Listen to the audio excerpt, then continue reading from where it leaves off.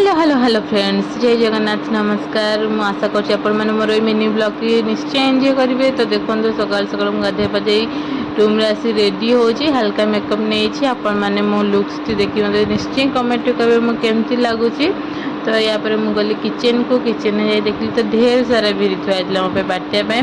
तो बिरी बाटी सारा पर मु मोर गली ब्रेकफास्ट खाई सारा पर मु गली लंच प्रिपेयर। लंच रे आज करी डालमा, कहीं आज मोर जेहेतु चतुर्दशी ओषा, तो से आज होता घरे अरुआ डालमा भजा दही आपको खाई मु लंच खाऊची, एंजॉय कली आज लंच टी। आपण मैंने देखु या पर मु गली टिके शोवाई, शोईकी उठला माँ झी आम जाइलु छात उपरको बुलायापाई।